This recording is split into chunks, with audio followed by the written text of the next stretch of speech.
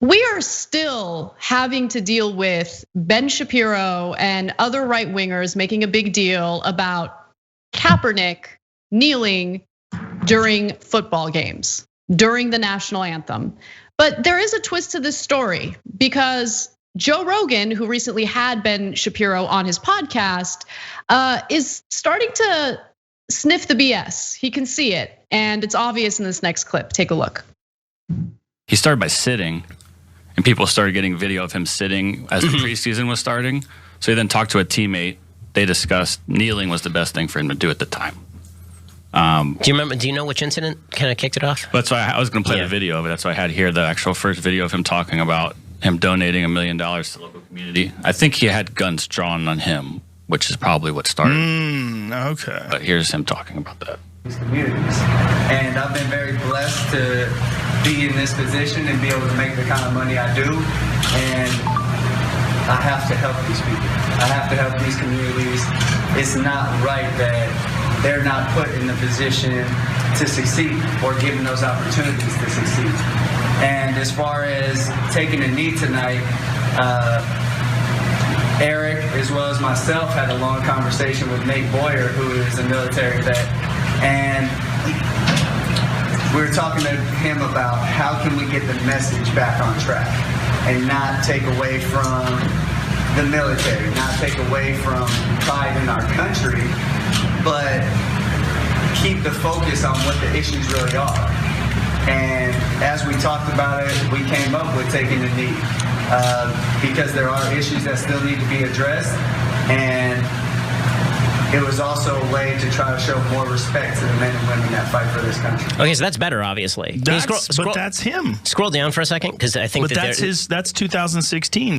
Okay, so I mean, that's better, obviously. Well, what happened? I thought you were like a whiz kid. I thought you were super smart. I mean, everyone has known that Colin Kaepernick spoke to a veteran to ensure that this protest, the kneeling or carrying out a protest, would be done so in the most respectful way toward the military, toward soldiers, toward veterans. We've known that. And I just love how Ben Shapiro is pretending like he saw that argument, he saw that statement for the first time. And before I go to you, Cenk, I just want to go to the second part of this video where Joe Rogan, well, just watch. Let's see his reaction. Okay, look at the one right below that. Okay, this is the one I'm talking about. I'm not going to stand up to show pride in a flag for a country that oppresses black people and people of color. To that's me, the sentence right there. So that's a different. The video we just watched was 4 or 5 days after these statements were made. So he said he changed after talking to someone. He made changes to what was going on. Right. So the initial explanation is the one that I was talking about. Okay, so he revised his feelings on it. And then, well, that's super reasonable. It started with this. Kaepernick had guns drawn on him by cops for being one of the only black guys in his town. Yeah, that seems super reasonable. Yeah, there's a giant difference between Joe Rogan and Ben Shapiro. I think Ben Shapiro knew all along that Kaepernick had talked to a veteran and chose to lie to his audience. And now when confronted by Rogan, who has had him on a lot and helped his publicity, and all of a sudden he's like, oh, is that right? Well, I was referring to something 4 days earlier, right? Whereas Joe Rogan, I think, genuinely didn't know, which is a different problem.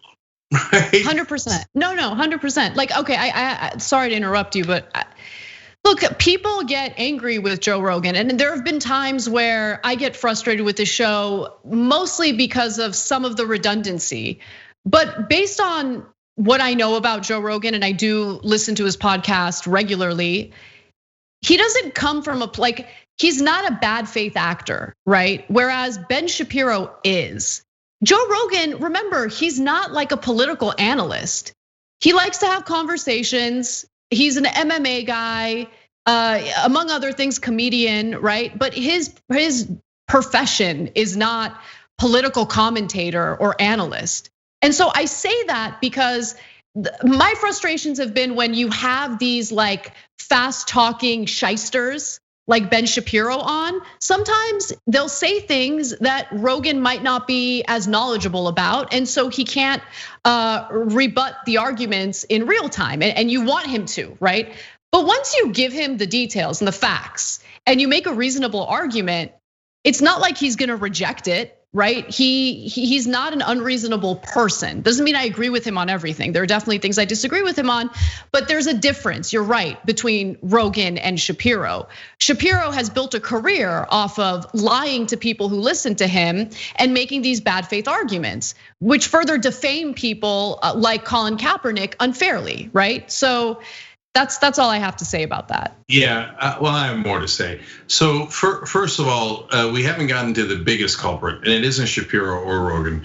But I have a funny theory, which I'm sure isn't true. So let's share it anyway, which is that Joe hasn't had me on his show in what, 5-6 years or so, because I think he's afraid that if he has me on the show, that he won't invite any more right wingers, which kills like half of his guests.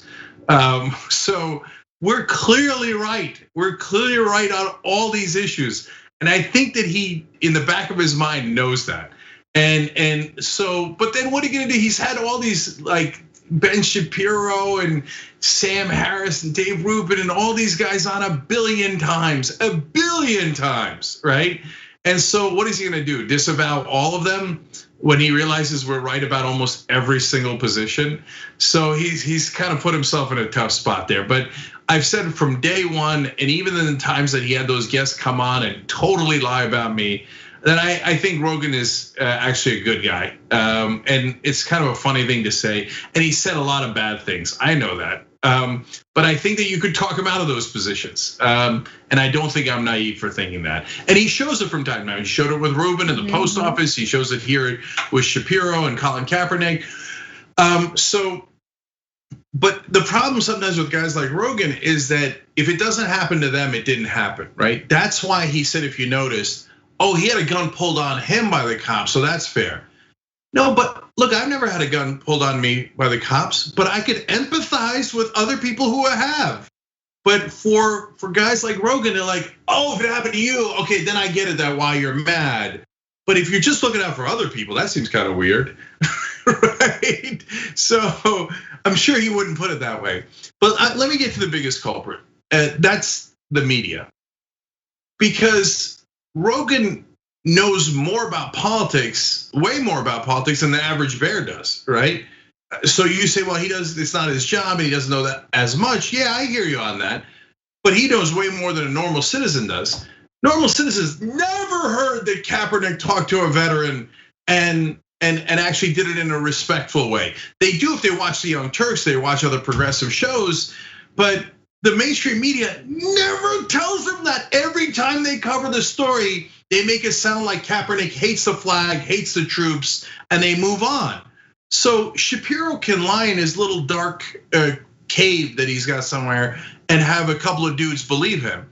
But it's really the mainstream media, by not reporting the actual facts and context of it, that smeared Kaepernick and never corrected it. If you notice, he said that back in 2016. And yet if you did a poll to average American right now and asked them, they like 90% of them would not know that. And most people would think that Kaepernick was trying to insult the troops, because that's all they've ever heard. Thanks for watching the Young Turks, really appreciate it. Another way to show support is through YouTube memberships. You'll get to interact with us more. There's live chat emojis, badges. You've got emojis of me, Anna, John, JR. So those are super fun. But you also get playback of our exclusive member-only shows and specials right after they air. So all of that, all you gotta do is click that join button right underneath the video. Thank you.